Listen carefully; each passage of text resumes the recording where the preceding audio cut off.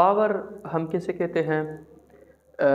जब भी हम किसी चीज़ के ऊपर वर्क करते हैं और फिर उसी वर्क को हम टाइम के ऊपर डिवाइड कर लेते हैं तो उससे हमें क्या चीज़ मिलती है?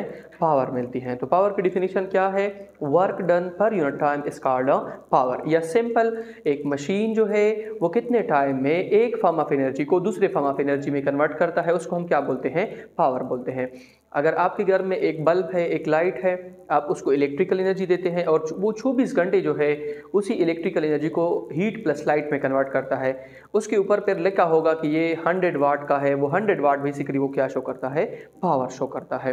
तो पावर की डिफिनीशन हम किस तरह लिखेंगे? Rate of doing work, rate of doing work is called power, या work done per unit time is called power. Work done per unit time is called power. कोई भी मशीन कितना काम करती है या कितने टाइम में, ये उसकी क्या हो गई? पावर हो गई। ठीक है? या कोई लाइट है या कोई अदर इक्विपमेंट है या कोई अदर डिवाइस है, वो कितना वर्क करती है और कितने टाइम में करती है। This is the power of this machine और डिवाइस और एन इंस्ट्रूमेंट। ठीक है? अब इसके बाद इसकी रिप्रेजेंटेशन है। It is represented by P।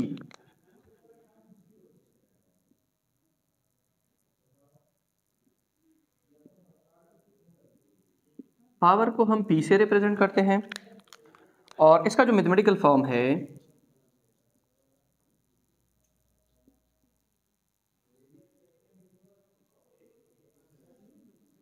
Mathematical form इसका है कि P is equal to W divided by T या E divided by T। P is equal to E divided by T। E जो है बेसिकली एनर्जी है, work भी क्या है? एक और एनर्जी है। अच्छा, तो ये एनर्जी डिवाइडेड बाय टाइम या वर्क डिवाइडेड बाय टाइम, ये हमें किसी भी मशीन की क्या देता है? पावर देता है। किसी भी चीज़ की जो वर्क कर सकती है टाइम में, उसकी हमें क्या देता है? पावर देता है। फर्ज करें ये मेरे पास एक बल्ब है,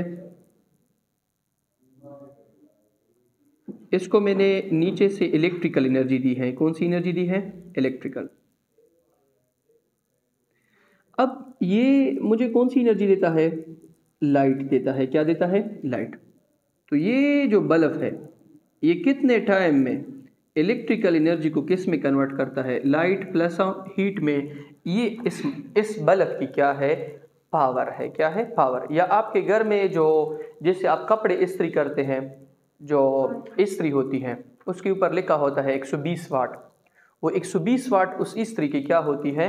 पावर होती है कि ये इतनी इलेक्ट्रिकल एनर्जी को इतने टाइम में हीट में क्या करती है? कन्वर्ट करती है। अब पावर जो है उसको हम थोड़ा और भी एक्सप्लेन कर सकते हैं। किस तरीके से?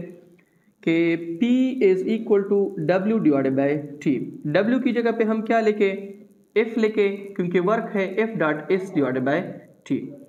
P is equal to, F को ऐसे ही रहने दो, S बाई T हमारे पास किस चीज़ के बराबर है? V के। तो इससे पावर की और डिफिनीशन आ गई कि power is the product of force and velocity. कि पावर जो है वो फोर्स और वेलोसिटी का क्या है? प्रोडक्ट है। ठीक है?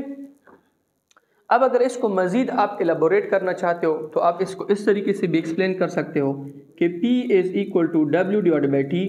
यहाँ पे जो मैंने वर्क किया है या मैंने जो एनर्जी दी है, अगर वो काइनेटिक एनर्जी की फॉर्म में है तो kinetic energy divided by time, या P is equal to kinetic energy की जगह पे 1/2 mO V square divided by time, या आपके पास m V square divided by 2T।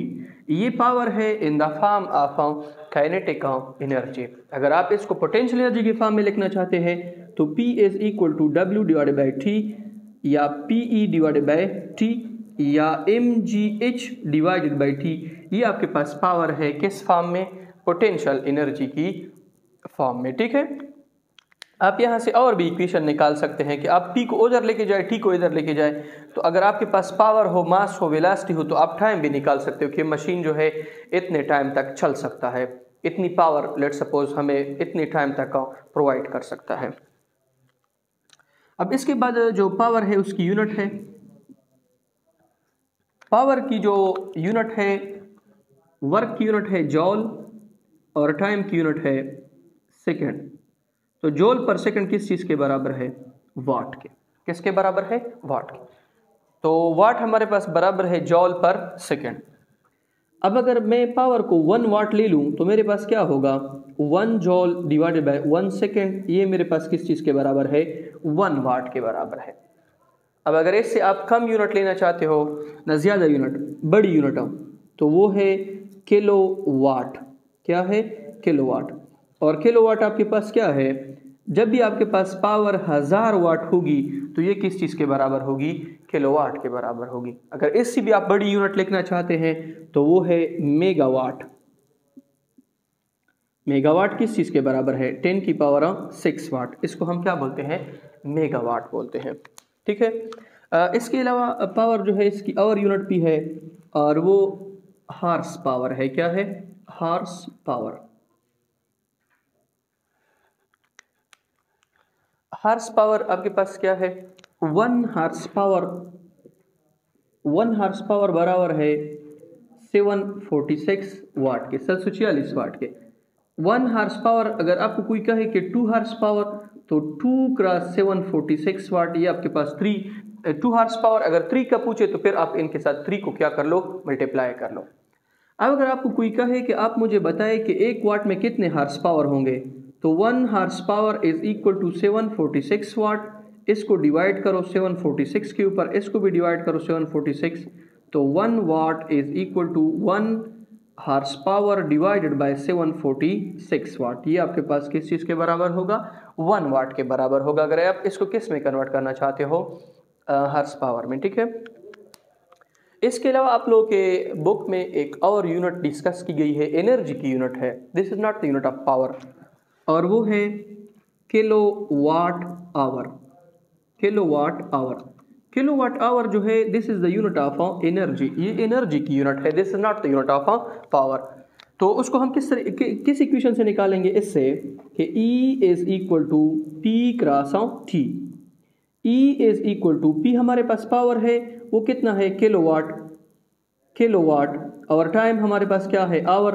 तो E is equal to, kilo की जगह पे क्या लगाओगे? 1000 वाट। और टाइम में 1 घंटे में कितने सेकंड्स होते हैं?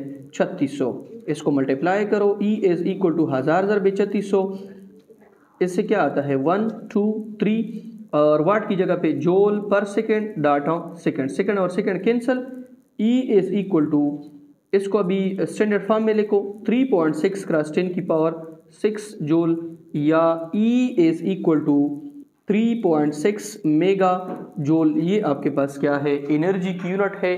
किस में? मेगा जूल में। ठीक है।